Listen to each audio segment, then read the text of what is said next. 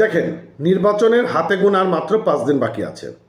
আর এই 5 দিন আগেই এনসিপি নেতা নাহিদ ইসলাম তিনি বিএনপি প্রার্থী কাইয়ুমের বিরুদ্ধে আবার হাইকোর্টে রিট করেছেন। এখন এই যে হাইকোর্টে রিট করলেন, এটি করে তিনি কি বোঝাতে চেয়েছেন? তিনি কি বিনা প্রতিদ্বন্দ্বিতায় সংসদীয় হতে চাচ্ছেন? এরকমই কি কোনো চিন্তা ভাবনা আছে কিনা? এই কাজটি তো অন্তত পক্ষে আরও 1 মাস থেকে 1.5 মাস আগে করার কথা ছিল, তাই না? তাহলে তো বিএনপি ওনার জায়গা অন্যজনকে রিপ্লেস করতে পারত। কিন্তু কি হলো ঘটনা? এমন একটা সময়তে এসে তিনি হাইকোর্টে রিট করা শুরু করলেন যখন আর প্রার্থিতা বদল করার কোনো অবস্থা নেই। তো এই যে একটা মনোভাব, এই মনোভাবটা আসলে কিভাবে তৈরি হয়েছে? আপনারা জানেন যে স্বৈরাচার শেখ হাসিনা তিনি তো বাংলাদেশ থেকে বিদায় নিয়েছেন, তাই না? কেন বিদায় নিয়েছেন? এই সকল মনোভাবের কারণে। তো এই যে আমরা মুদ্রার এপিট আর ওপিট দেখতে পাচ্ছি, এটি আসলে আগামী জাতীয় সংসদ নির্বাচনে কতটা প্রভাব পড়তে পারে বা নির্বাচনের পরে গিয়ে কতটা প্রভাব পড়তে পারে, এটিকে একবার চিন্তা করা যায়। ধরুন হাইকোর্ট যদি নাহিদ ইসলামের পক্ষে রায় দিয়েই দেয়, তাহলে কি হবে ঘটনাটা? তাহলে ঘটনা যেটি ঘটবে, তাহলে পরিষ্কার হয়ে যাবে জাতির কাছে উন্মুক্ত, যেটা একটি মেট্রোকোলাস ডিজাইন। আর যদি হাইকোর্ট নাহিদ ইসলামের পক্ষে রায় না দেয়, তারপরেও একটি প্রশ্নবিদ্ধ তৈরি করবে এনসিপির পক্ষ থেকে, এটি তো আমরা দেখে আসছি, তাই না? তো কালবেলা পত্রিকা একটা নিউজ দিয়েছে, আমি আপনাদেরকে সেই নিউজটি একটু পড়ে শোনাই। কি বলছে দেখেন।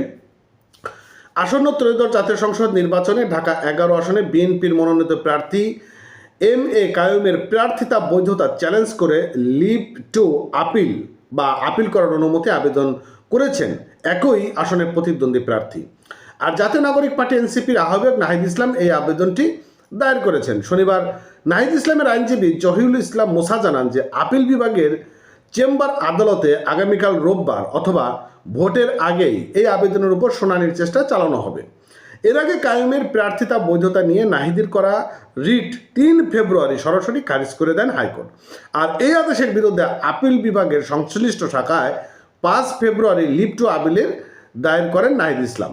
এবং বিষয়টি জানিয়ে নাহিদ ইসলামের অন্যতম আইনজীবী জহিরুল ইসলাম মোসা শনিবার গণমাধ্যমকে বলেন, লিভ টু আপিলের কাইয়ুমের প্রার্থিতা বৈধ ঘোষণা এবং তার প্রতীক ধানের শীষ বরাদ্দের সিদ্ধান্ত স্থগিত চাওয়া হয়েছে।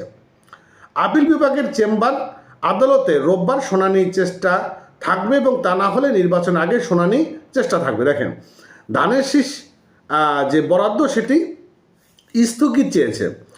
এখন এই জায়গাটা স্থগিত দিলে বিএনপি তো আর সেখানে রিপ্লেস করতে পারছে না বা আরেকজন স্বতন্ত্র দাঁড় করাতে পারছে না।